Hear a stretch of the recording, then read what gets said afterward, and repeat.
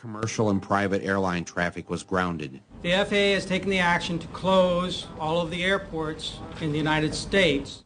Even grounding the president's father, former President Bush, on a flight forced to land in Milwaukee. Thousands of travelers were stranded, among them Ricky Martin, due to appear at tonight's Latin Grammy Awards. Not even Ricky Martin could fly. But really, who wanted to fly? No one. Except the Bin Ladens.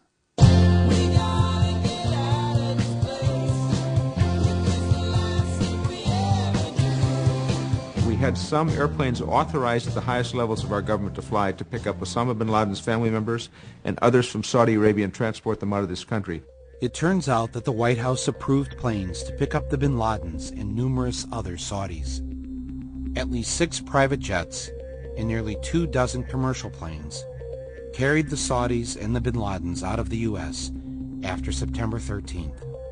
In all, 142 Saudis, including 24 members of the Bin Laden family, were allowed to leave the country. Osama's always been portrayed as the bad apple, the black sheep in the family, and that they cut off all relationship with him around 1994.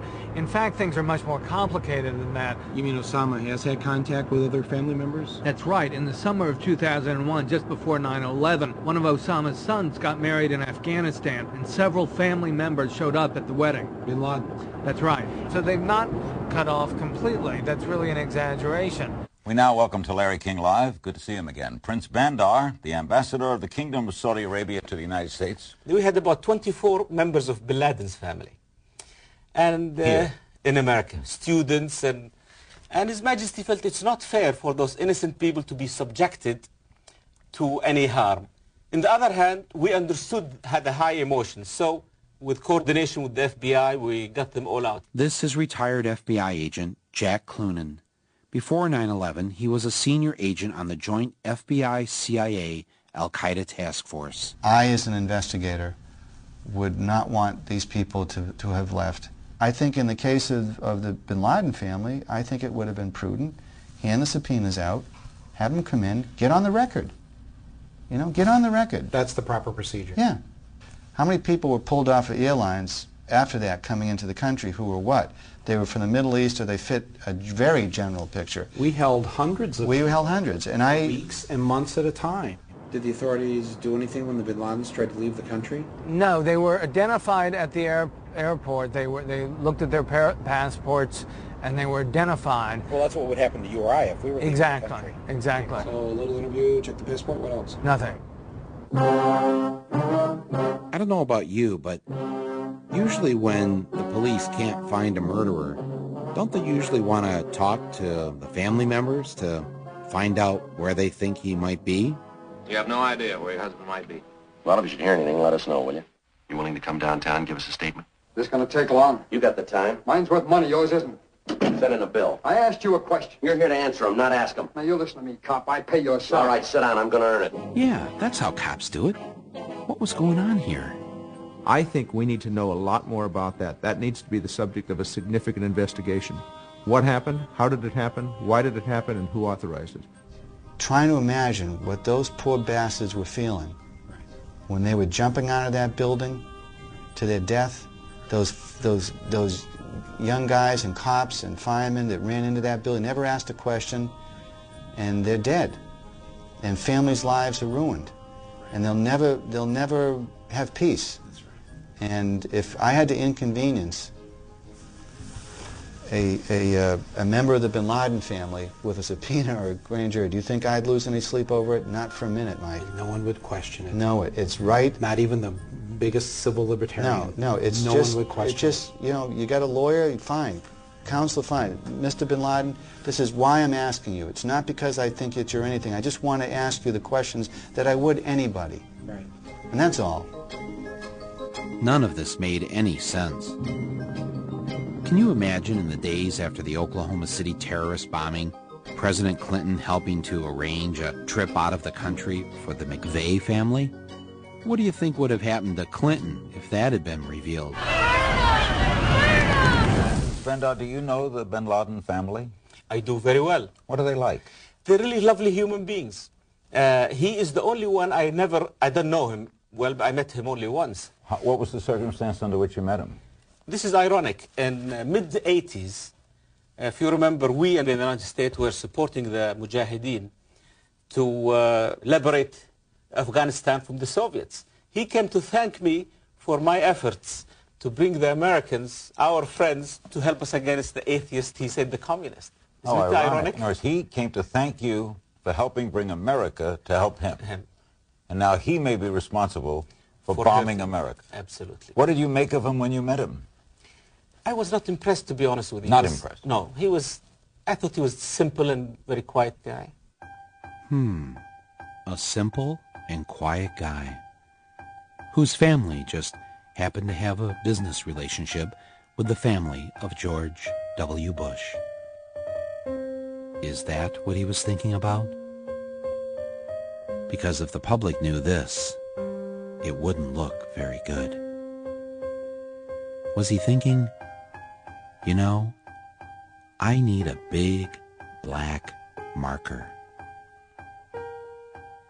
In early 2004, in a speech during the New Hampshire primary, I called George W. Bush a deserter from his time in the Texas Air National Guard. In response, the White House released his military records in the hopes of disproving the charge.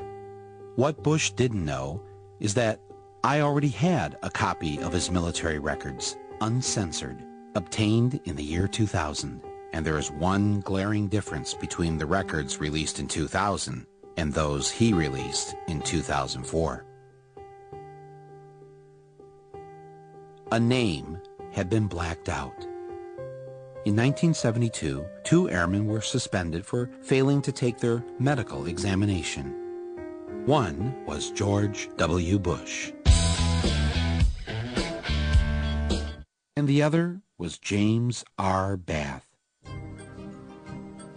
In 2000, the documents show both names. But in 2004, Bush and the White House had Bath's name blacked out. Why didn't Bush want the press and the public to see Bath's name on his military records? Perhaps he was worried that the American people would find out that at one time James R. Bath was the Texas money manager for the Bin Ladens. Bush and Bath had become good friends when they both served in the Texas Air National Guard. After they were discharged, when Bush's dad was head of the CIA, Bath opened up his own aviation business after selling a plane to a man by the name of Salam bin Laden, heir to the second largest fortune in Saudi Arabia, the Saudi bin Laden Group. W at that time was just starting off in the world as a businessman.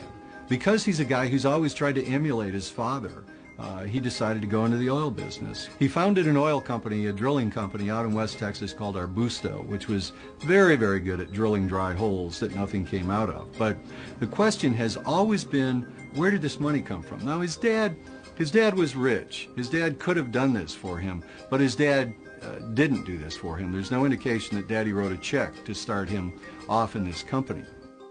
So where did George W. Bush get his money? I'm George Bush.